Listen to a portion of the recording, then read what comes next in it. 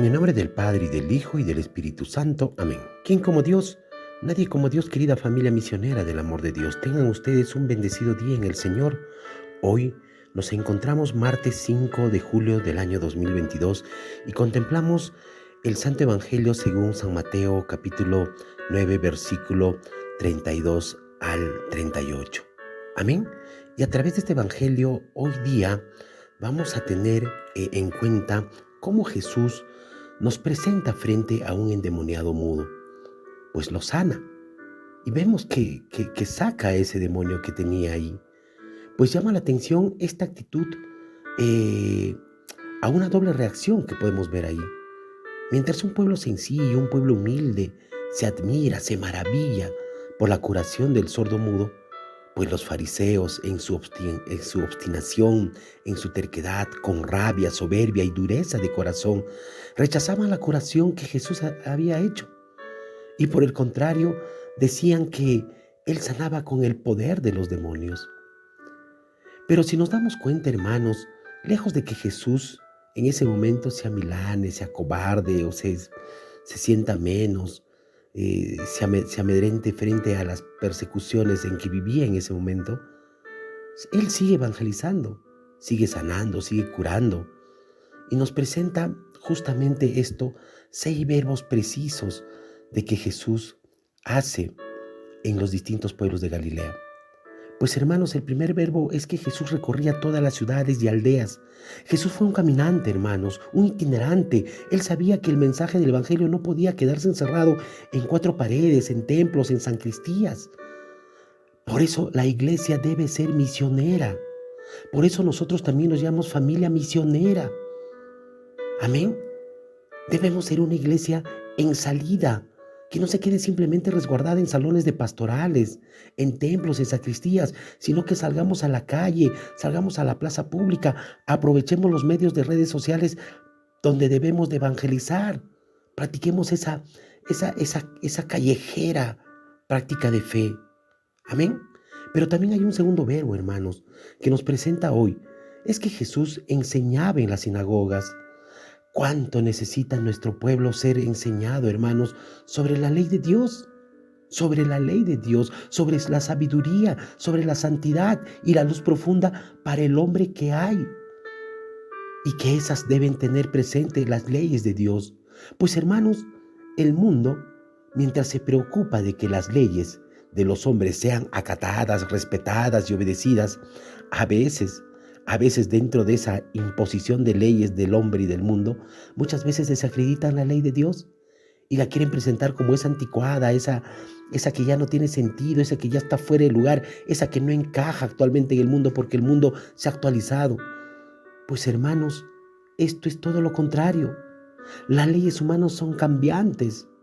Esas leyes humanas, de acuerdo a los intereses políticos, se regulan, se modifican, de acuerdo al poder de turno, a los gobiernos de turno. Mientras, hermanos, que la ley de Dios es eterna. Amén. Es válida para todas las culturas y esto siempre lo hemos dicho, para todos los momentos de la historia humana. Eso no cambió. Por eso hoy, hermanos, no temamos enseñar la ley de Dios y la doctrina del Evangelio a aquellos hombres y mujeres de buena voluntad que están hambrientos de recibir la verdad profunda del Señor. Amén. En un tercer verbo, hermanos, encontramos es que Jesús hablaba de manera distinta de vivir, de una manera nueva de relacionarnos desde la justicia, desde la fraternidad, desde la paz de un corazón que no conoce de palabras violentas, de insultos, de trampas, de armas psicológicas, de mentiras. Amén. Hoy, hermanos, descubramos que nuestro mundo polarizado, nuestra sociedad que está fragmentada, nuestras familias muchas veces divididas, muchas veces los matrimonios en divorcios o separados, con problemas por distintas naturalezas, por distintos criterios de parejas. Hoy más que nunca, hermanos, necesitan este anuncio del Evangelio del Reino y mostrar que verdaderamente la civilización de ese amor, de la paz y de la justicia, la que anunció Jesús, es la válida. es la que verdaderamente te va a hacer vivir de una manera distinta y te va a permitir relacionarte conforme a lo que Dios quiere.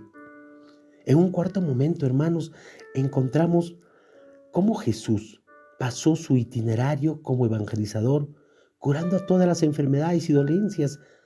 Eso fue Jesús, hermanos, nuestro Señor.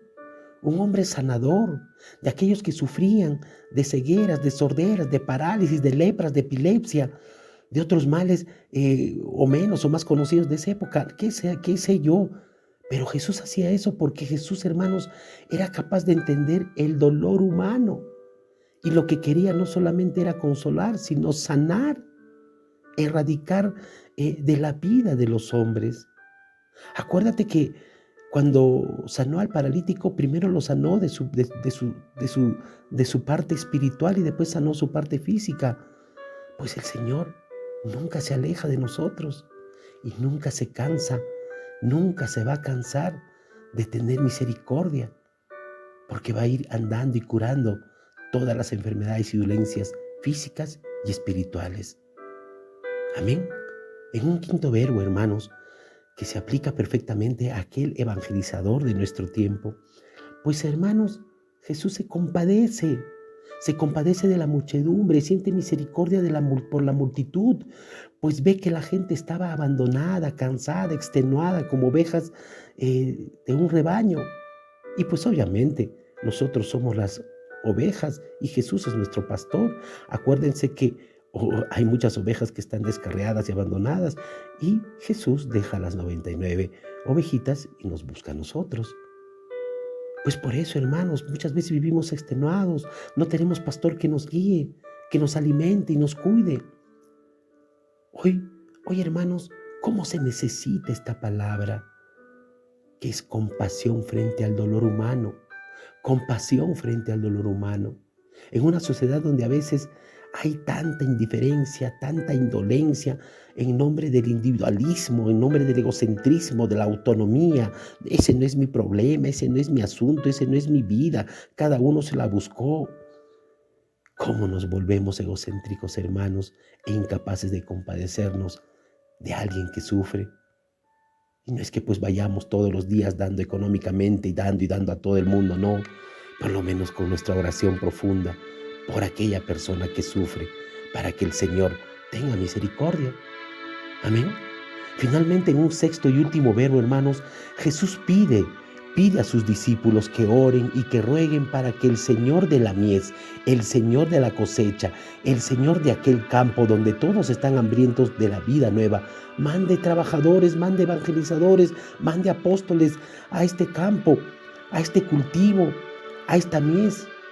Hoy, hermanos, hoy más que nunca hay que orar por las nuevas y fuertes vocaciones, tanto ya sea en la vida sacerdotal, en la vida religiosa masculina, femenina, en la vida de los misioneros, en la vida de aquellas comunidades, en la misión de nosotros mismos, en nuestra misión, hermanos, la familia misionera del amor de Dios, sobre todo en los laicos.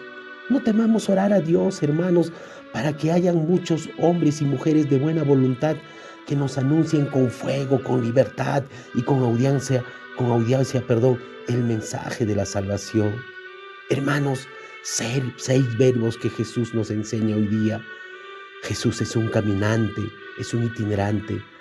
2, Jesús nos enseña. 3, Jesús anuncia el reino de los cielos. 4, Jesús es el hombre que cura. 5, es el hombre que se compadece, Jesús, a la multitud. Y 6, hermanos, es Jesús que ora al Padre para que mande nuevos evangelizadores. Hoy siente estos 6 verbos, hermanos, que son para tu vida y la mía.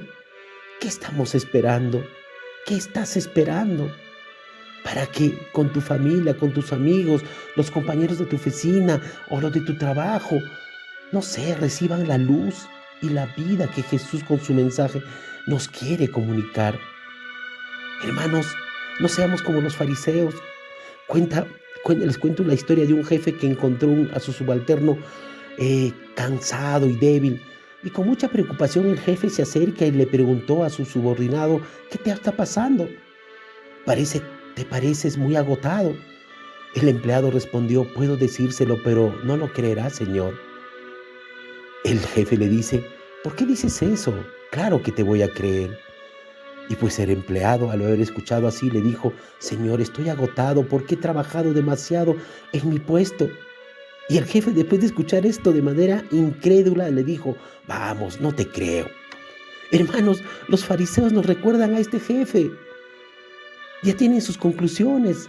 Sea cualquiera, son obstinados, son cerrados, sean cuales sean los milagros que haga Jesús o que sea cualquier cosa, se niegan a creer. E incluso se inventan razones para no creer, incluso atribuyendo sus poderes a la conveniencia con el diablo inclusive. Hermanos, eso también nos pasa en nuestra vida.